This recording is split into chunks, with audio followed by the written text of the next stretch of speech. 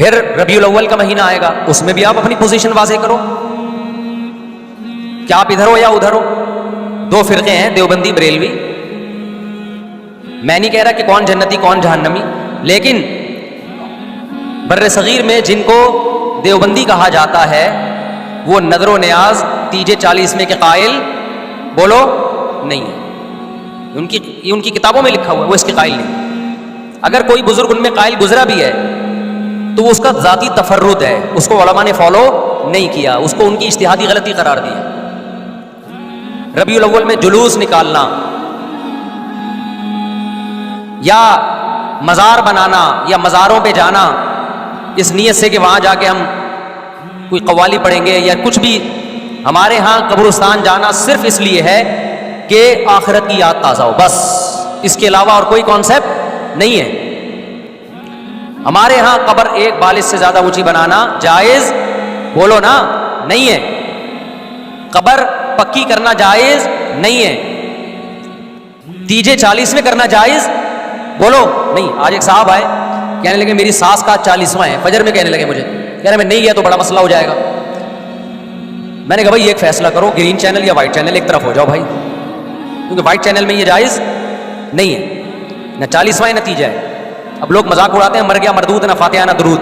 بھائی کچھ بھی کہتے رہو تو پھر پورے ادھر کو ہو جاؤ، یا تو پورے وائٹ ہو جاؤ یا پورے کیا ہو جاؤ، پورے گرین ہو جاؤ. پھر تیجا بھی کرو، 40واں بھی کرو، برسی بھی کرو، اور پھر اس کے بعد جھنڈے بھی لگاؤ ہرے رنگ کے. میں نہیں کہہ رہا دیوبندی صحیح ہے یا بریلوی صحیح ہے، دیکھو میں یہ بحث نہیں کر رہا، میری بات کو غلط نہ لے کے جانا. میں کہہ رہا ہوں آپ اپنی پوزیشن واضح کرو، صحیح غلط تو اگلا مرحلہ ہے. آپ کیا ہو آپ کو تو یہ نہیں پتا چل رہا.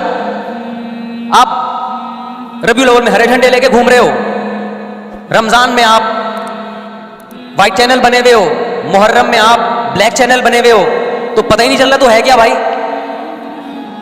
جب 73 فرقوں میں ایک جنتی ہے تو ایک کو فالو کرو نا جس کو جنتی سمجھتے ہو. اگر آپ سمجھتے ہو کہ بلیک چینل یا شیعہ فرقہ جنتی ہے تو پورے شیعہ ہو جاؤ بھائی. اگر آپ سمجھتے ہو بریلوی فرقہ جنتی ہے تو پورے بریلوی ہو جاؤ. تو جس کو سمجھتے ہو وہ بن جاؤ، لیکن پورے بنو، ادھورے مت بنو، آدھا آدھا نہ لو. بات سمجھ میں آ رہی ہے؟ میں پھر بتا رہا ہوں، نہ میں کسی کو جنتی کہہ رہا ہوں نہ جہنمی. میں یہ نہیں کہہ رہا دیوبندی جنت میں جائیں گے یا بریلوی جائیں گے یا شیعہ جائیں گے، یہ تو اللہ فیصلہ کرے گا. ہم تو وہ کریں گے جو ہماری کھوپڑی میں آ رہا ہے. ہماری کھوپڑی میں یہ آ رہا ہے کہ جس کو بھی کرو تو ایک کو کرو پورا، تاکہ ایک طرف ہو جاؤ. آدھے تیتر آدھے بٹیر مت بنو آپ، اور دوسرے کو چھیڑو بھی نہیں. چھیڑنے کی بھی ضرورت نہیں ہے. کوئی جو کر رہا ہے کہ بھائی اس کا مذہب ہے. دیکھو ہندو مندر میں جاتا ہے نا، ہماری رائے کے مطابق صحیح کر رہا ہے غلط کر رہا ہے، غلط کر رہا ہے، لیکن ہم چھیڑتے ہیں کیا؟ اسلام نے اجازت دی اس کو چھیڑنے کی کہ ہندو جا رہا ہے اس کو پکڑ کے لا کیوں جا رہا ہے بھائی؟ اسلام بولا ہے بھائی لکم دینکم ولی دین، تمہارے لیے تمہارا دین، ہمارے لیے ہمارا دین. لا اکراہ فی الدین، دین میں زبردستی نہیں ہے. جو کر رہا ہے اس کو کرنے دو. تبھی اسلامی تاریخ میں کوئی ایک مندر بھی ہمارے علم میں نہیں ہے کہ اس میں ہندوؤں پہ پابندی لگی ہو کہ مندر نہیں جا سکتے. جب تک اسلامی حکومتیں رہی ہیں ہندوستان میں 1000 سال مسلمانوں نے حکومت کی ہے. اگر ہندوؤں کو مندر جانے سے روک دیتے تو آج یہ مندر ختم ہوتے. اسلامی حکومت جب ختم ہوئی ہے تو بھی مندر لاکھوں کی تعداد میں مندر تھے. اسلام مسجد جانے کا حکم دیتا ہے یا چرچ جانے کا؟ بولو. مسجد. چرچ جانے کو غلط سمجھتا ہے کیونکہ وہاں غیر اللہ کی، عیسیٰ ابن مریم کی عبادت ہو رہی ہے. لیکن کیا اسلام آپ کو پرمیشن دیتا ہے کہ کوئی عیسائی چرچ جا رہا ہو تو آپ اس کو روکو کہ تو کیوں جا رہا ہے بے مسجد میں آ؟ اجازت دیتا ہے؟ یا اسلام یہ کہتا ہے کہ اس سے بدتمیزی شروع کر دو آپ؟ بولو کیا ہو گیا؟ آپ کو سبق یاد کرا رہا ہوں میں. بدتمیزی شروع کر دو. یا اسلام یہ اجازت دیتا ہے کہ اس سے اچھا سلوک نہ کرو؟ قطعاً اجازت نہیں، بلکہ قرآن تو کہہ رہے ہیں ان اللہ یحب المقسطین. جو غیر مسلم تم سے لڑ نہیں رہے میدان جنگ میں، ان سے تمہیں اچھا سلوک کرنا پڑے گا، کیونکہ اللہ اچھا سلوک کرنے والوں کو پسند کرتا ہے. صحابہ کرام غیر مسلموں کو بھی ہدیے دیا کرتے تھے. نبی صلی اللہ علیہ وسلم نے یہودیوں کو بھی ہدیے دیے. تو جو مذہب اسلام کی طرف منسوب نہیں ہے، جب ہمیں ان سے اچھے سلوک کا حکم ہے، تو جو مذہب اسلام کی طرف منسوب ہیں، قطع نظر اس سے کہ وہ اس دعوے میں سچے ہیں یا جھوٹے، یہ تو بحث ایک الگ ہے، لیکن نسبت کس کی طرف کر رہے ہیں؟ اسلام کی طرف.